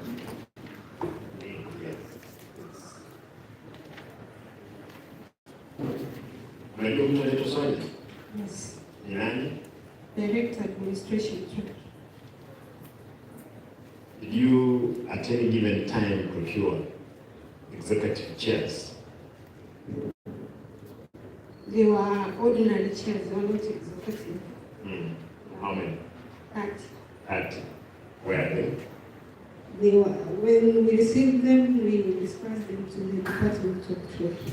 Trade? Yeah. All of them? Yeah. Who is in charge of trade? Administration of Republic. Whom? Chief Officer. Yes, the chief Yeah, officer. yeah. Madam Naomi. Naomi. Yeah. You handed over the whole seats to her. Yeah. Received by Swanya, who gave the report to her. Because Swanya is the direct administration. After procuring, you have given them out. How do you confirm that they went to the right people? Sonia has not picked them to his house. He has a distribution list on who pick the chairs. What are you yourself? I'm a supply chain assistant too. Procurement, a supply chain assistant too. Job group? J. Who is your boss? Mr. Maget. Maget. Unajua Mungu? She was in trend. Are you aware of those chairs? Excellency, unless I see the project file, that's what I Do you know that those chairs were being distributed, I think last week, and given to people who have new chairs simply to conceal theft of certain amount of money in the department? And Sonia was doing it, he himself. Then he went ahead. There was chairs which were being ferried out of the treasury. The officers at the gate stopped those chairs to be out. I want you to do a follow-up by Friday. I want to know the status of those things. Who received what and what they have in their office. So where do we procure? Yes. Walileta? Yeah. Walileta request? Yeah. Huyo mtu amelipwa? No. Yeah. I know they wanted to lock the system. Sasa madam, acha niangalie papers zako kwanza kabla hujaenda.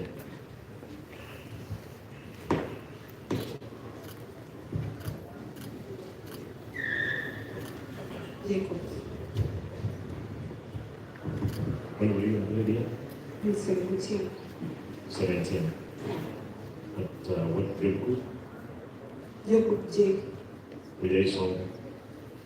We had promoted, but it's not effective. To? Jacob K. K? Yeah. When was that? Gusii. Sure. I have something I want to ask. I must be having a story about that. But get to Asante.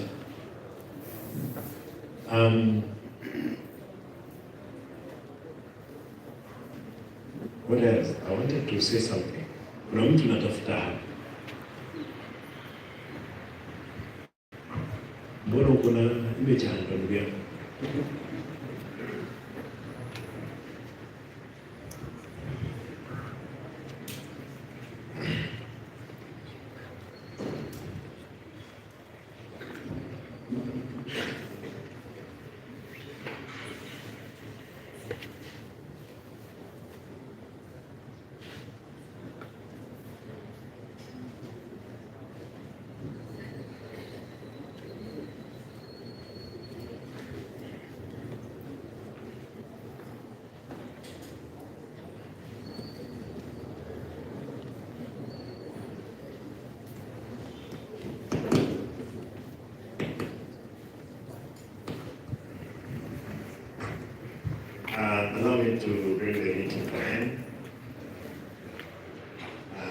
assure you, we will streamline the systems and allow us to deal with those hurdles in the manner that we believe is the best. Ikiwa kwamba tutatumia sheria, tutatumia. Mahali inatumika kwamba lazima tutumie ujuzi na akili zetu, tutatumia. Mahali itahitaji kutumika nguvu, tutaitumia.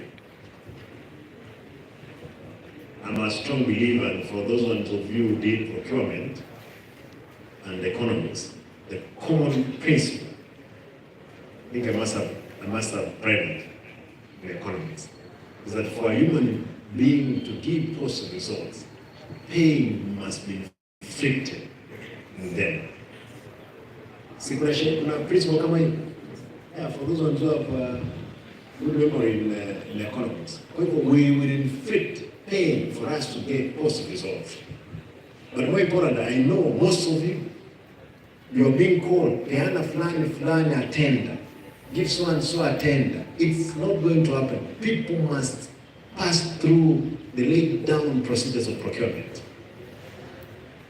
People must get jobs out of their sweat. Sio kwamba Simba anawajua eti gavana amesema ama so and so amesema. Hakuna biashara kama hiyo. Kwa hivyo mtu asikupigie simu, let nobody call you eti gavana amesema pea huyo mtu contract. Hapana. Madam, ni ukweli, naona ukifanya macho namna hii. Ni ukweli. Yeah. Najua watu wa being coerced here. Give so and so a tender, give so and so. We're not going to do those things. We will follow the laid down procedures of procurement. Period. Kila mtu atafute paperwork, wakuje, they compete competitively, wapeane. Vile nimwambia kuna watu wengi wanataka kufanya kazi, tafadhali kama unataka kufanya kazi imekutosha, nakuomba tu kero safi. Andika resignation letter, kuja. We'll allow you. Uende utengeneze mali kwingine. That's my humble request. With those many remarks. Mwandarepo kuna kitu? Yeah, some things more. Thank you very much, Your Excellency, for the chance. I want to congratulate you, Your Excellency, for what you've done to us as a county. The direction you are taking is the right direction, Your Excellency. Number two, I can assure you, since I've been in the department for the procurement for the last 36 years, I have a few months to go, I hereby concur with you and will support you fully. Your Excellency, we have procurement officers who are qualified, hardworking, honest, except now you have changed the environment. We thank you for that. I can assure you that through the MCAs and all the projects we're going to carry in your 5 years, you will see results. Number two, Your Excellency, it's a special request. Through Elder, the Deputy Governor, and the rest of all the staff here, Your Excellency, I want to request you. Last night I didn't sleep. I want to be honest, I really thought about this meeting, but something came into my mind, Your Excellency, that through Elder, Deputy Governor, you call to this stadium religious leaders, Abarisia, Abarandia, Bishop, Tochibra, and Today County. We sit here to say, if we have done something wrong, we carry it. I think that is the way to go, and thank you for what you have done. When I was coming, I can concur, Your Excellency, you are banning the county. I really believe in you, Caron. I say, Caron, Your Excellency, will be there for you. Thank you, Sana. Thank you. Who has something before? You make something money. Thank you, Director. That's good. That's the direction we want to take. We're not on rich and exhibition here. We want to fix our account. There is no angel fall from heaven to come and sort our mess. Yes, the mess is there. We must look for. We are not going to look back as something might be gaining on us.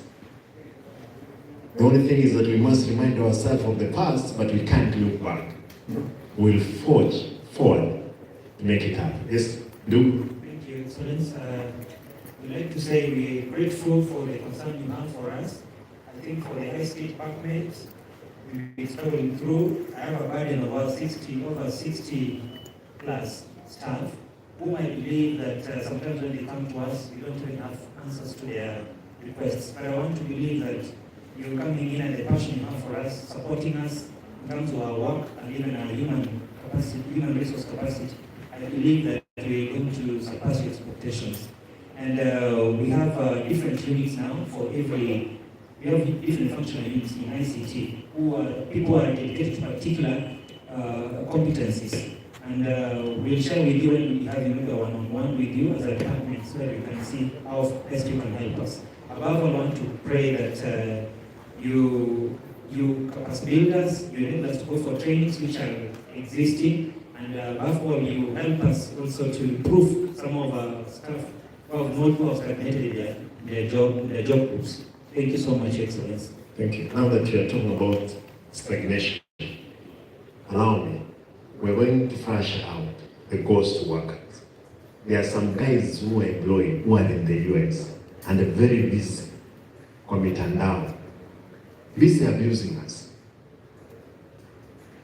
A number of them, some who are employees of the county, some who are employed only to come and the gossip around here. We are going to decentralize, and this is what we have agreed, these services. Afadhali ukitumwa kitu Nyamarambe, ukitumwa cha Nyamaji ama Marani, go there, help us. Hapa kutakuwa ni uchungu sana, especially kama niko hapa kufanya kazi hapa. Hata ukiingia ina kombo, mahali kuna CCTV unaandikia kwa mlango, it's manned by what? CCTVs. I want to say, we will be firm in making sure our society shines. Yesterday, Dr. Tutu, we had a conversation with some people from PT. Our outgoing president had already signed an agreement with the British. The guys from Manchester University. How much was that? 3 billion pounds. 3 million pounds for projects here.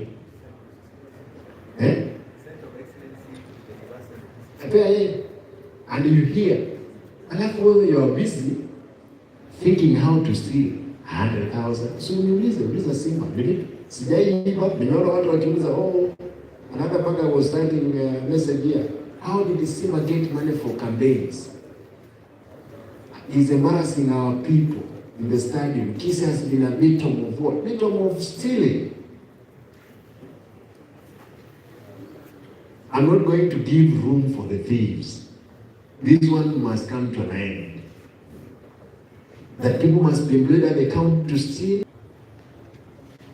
Just explain this so that people that are aware, the only thing they want is a goodwill and a political goodwill. Kuna pesa. Tafadhali acha tuangalie nje ya dirisha, usiangalie ndani mahali unaishi. And allow us, hata kama tumekosea, what you say. We are calling for all religious leaders. Wacha mambo ya wizi hata ya pesa. You know immorality in this town.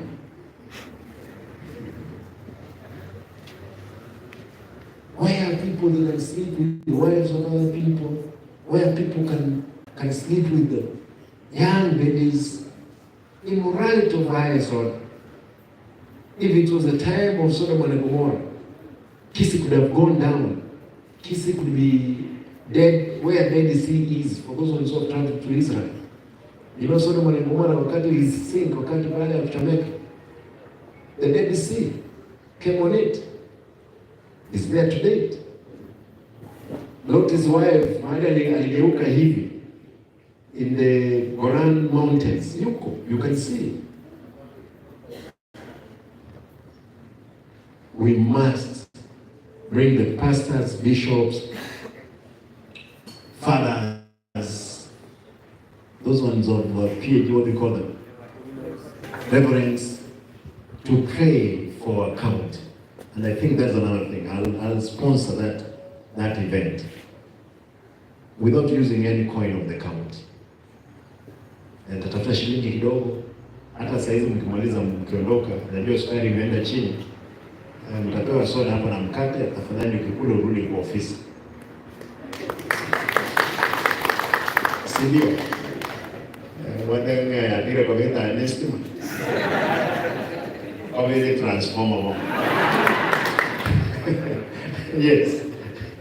Yeah, Your Excellency, the current president, or the current president, Gusii is not on the lower. Who will get in to forward to the UK, enter into an MOU, the Kenya Alliance, to the University of Manchester. Those people traveled here last year, I think the beginning of this year. The total cost of living a center of excellence in collaboration with Gusii University and Gusii County government is over 3 billion sterling pounds. So you can calculate that. They already been allocated the land, the designs are ongoing. His Excellency Governor is supposed to, and I think Dr. Tucho, you will explain briefly, because they had a Zoom meeting the other day. His Excellency Governor will have to travel to UK to tie up the loose ends. And the Kenyan government, through the president, had agreed to give what we call a sovereign guarantee, because this is money that the University of Manchester, or a lot of stakeholders and many charitable organizations are ready to fund in Gusii. So £3 billion, Your Excellency, will train specialists in all areas, and this will actually culminate in making Gusii a tourist destination for her. But Dr. Tuyo, you can just add, because we had a Zoom meeting the other day and I was not there. Thank you, CS. The project... And you can even explain the discussion we had with John yesterday from the UK. Yeah, so we have UK-Kenya Alliance, and we have Alliance on officer in the UK called John Guto, who is in charge of that project. The UK-Kenya Alliance is sponsored by 10 top 10 medical universities, including Manchester University. So they have a program where they want to build a center of excellence for training of medical students and super specialists in Gusii. And Gusii will be the center for training of those specialists. Then we will have satellite hospitals elsewhere in Kenya. So we'll have a special economic zone in Gusii for provision of specialized care, including those that we send our patients to India and other countries. So they are ready to invest £3 billion for that project, and Guto is spearheading that. His Excellency, yes, £3 billion. And His Excellency is going to go there so that that deal can be sealed for our people in Gusii.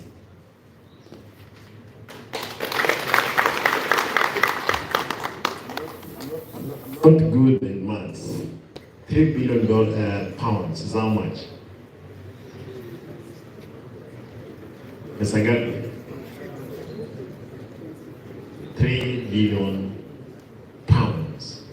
A pound is 140 now, or 50.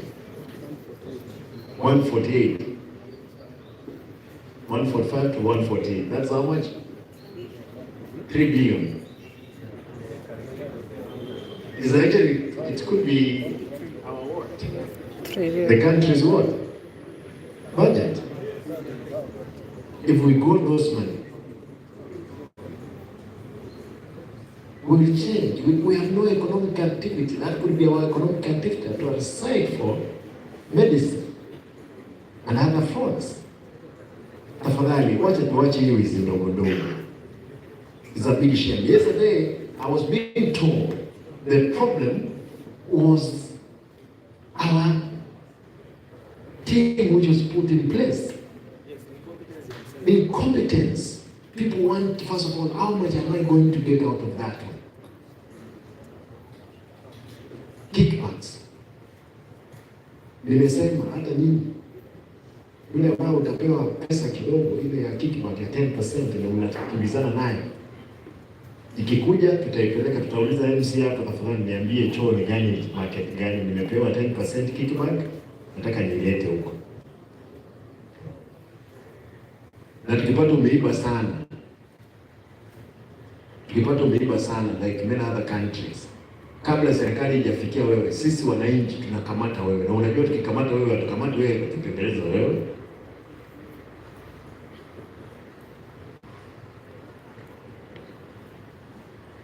The law requires of citizen what? Citizen arrest. And we're going to do them. We will make sure we have arrested you, and arresting haitakuwa ni harusi.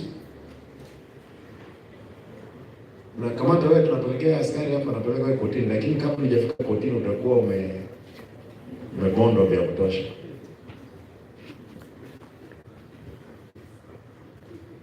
With those many remarks, MCAs, na mtu ako na comment, nimemalizia hapa comment. Ikiwa tumemaliza,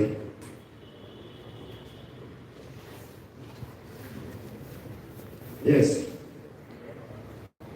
na mtuombee madam. You go to church? Najaribu kuomba on behalf of ladies. Dona Manuka. Thank you, Your Excellency, kwa hii nafasi. Na kushukuru kwa niseme ati venye umeanza kazi na I don't know advice, I don't know what I will call it, to our wakubwa.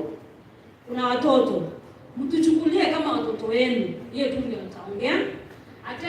A testimony to Chief Ongoli. Yeye ndiye alifanya nikaingia procurement, lakini anijui jina, nilikuwa naosha with a degree in procurement. Akanipata kwa ofisi yake na nilipikia our minister team. True. Nilimpikia chaki. Wakati kitu ilikuwa hivi, nikaambiwa sasa wewe unaosha, enda water. Nikaenda water. Kufika water nikapatana na Chief Ongoli. Hanijui, hata sasa hanijui, labda ndio naongea. Akaniuliza with procurement and your washing, go do this, bring your papers. Sikuwa nimechukua degree yangu kutoka Nairobi. Akaniambia kesho ni Friday, enda ulete barua zako ni recommended. Nikaenda procedure na nikapita. Sikuwa na kufuata. So ukiweka chief tafadhali governor, eka kama Ongoli, sijui kama atarudi, sijui. Eka watu kama yeye mwenye anakusaidia na kujui. Watu wazuri wenye watakusaidia. Alafu wa directors wa wote mkiwepo huko juu, kama ni mkubwa wa procurement, mimi ama procurement officer, so sitaki kuongea juu ya ICT. Ukiweka mkubwa tuseme mwenye ako P ama ako nini, inamaanisha mdogo wake anafaa kuwa kitu kama J ama H, kitu kama hiyo. So huyu mkubwa anachukua kazi yote kabisa. Sasa wewe inabidi unakuwa ghost wako, haje unakuja kwa ofisi, unakaa, unaenda kwa nyumba. Kama uko na mtoto anasumbua, kesho utakuja, si utaenda kushughulikia mtoto. Ukikaa wiki moja unatafuta, ukiuliza kazi upewe. So wakubwa wetu mkikaa huko juu, mtuangalie. Ukikuwa mkubwa wa department head, uzisha mwenye mnasaidiana na yeye, wacha kubeba kazi yote. Hii kazi uisha, Mungu tu ndiye akuombe, Mungu tusaidiane sisi wote. Ukikuwa mkubwa saidia mdogo, muonyeshe unaenda hivi. Juu kama mimi 20 years from now in the next government mtajuana. Kwa maana nimesimama on behalf of ladies, mnizoee nikikuja kuuliza kitu ya ugavana 20 years kuisha nipatie. Tafadhali ya ugavana, thank you. Naweza kosa kukuona tena.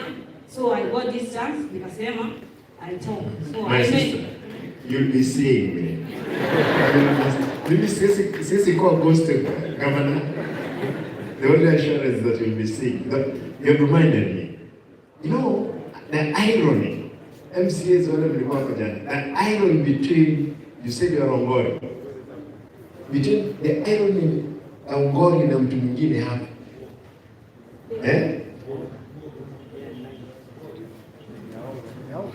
Anaitwa nani huyo mtu tuliokuwa naongea hapa jana? The other gentleman, a lady like this one, who has a degree at the county assembly, what he does, anatoa msichana akona degree, anamwambia kazi yako ni kuosha nini? Choo. You had that confession yesterday. The irony, These ladies, wengine wengi, you know, it's sudden. I don't want to say what we had yesterday. This was off camera. And I don't want to say it. But ladies, you have a special, my wife is a gum. Kama hujui kuosha bibi yako, wacha kutonera.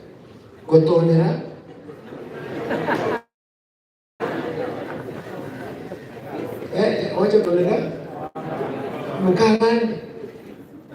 All these women, all of them are the same. It's only that the way, how can you say, abakungu, ya?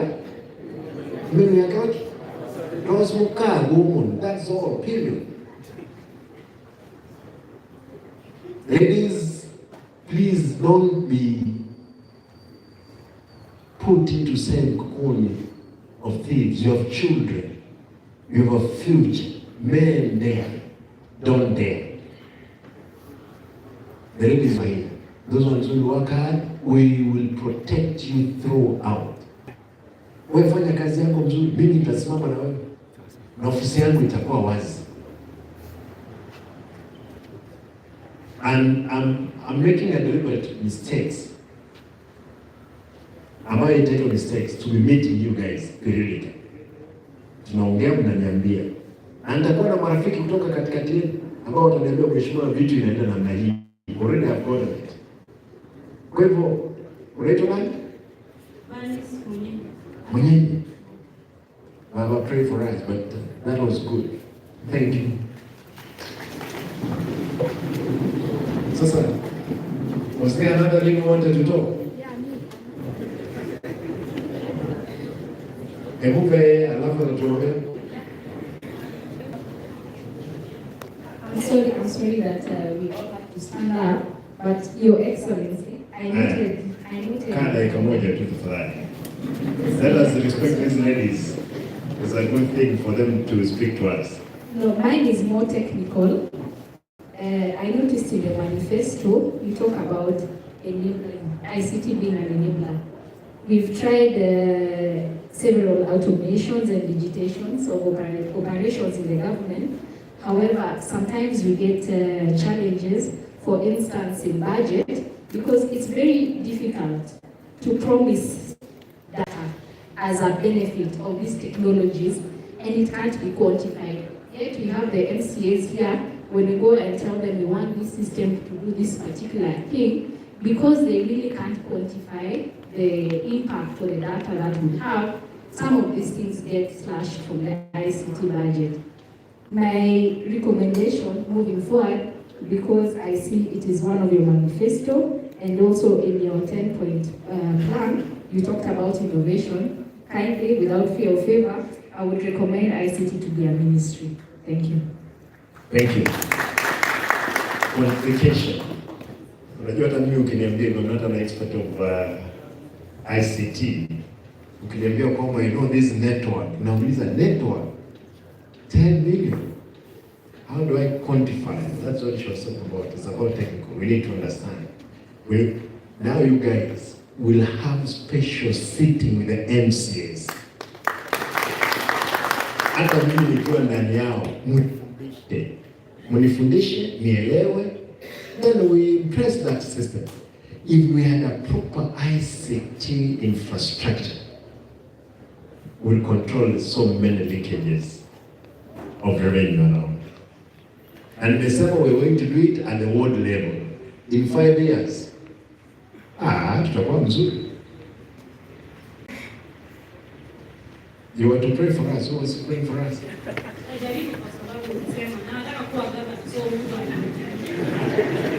Na uombe Mungu akusaidie siku moja. Hiyo roho wewe iweke. Uko na watoto? Umemaliza? Umemaliza? Vizuri. Sasa wewe kaa nganga. Mungu akipenda vile unaongea vizuri siku moja, nani anajua ya Mungu ni mengi. Yes, tuombe.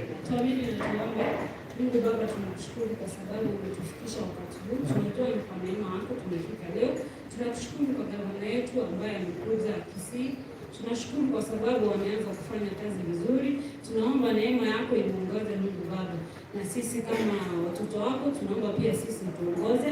Tunajua sisi ni wenye dhambi, tunaomba utusamehe Mungu Baba. Hatutaki kuongea mengi kwa sababu unajua kila mmoja wetu hapa hitaji lake Mungu Baba. Tunapoenda sasa, tunaomba utuongoze katika jina la Yesu, naomba na kuamini. I'll leave someone to guide you.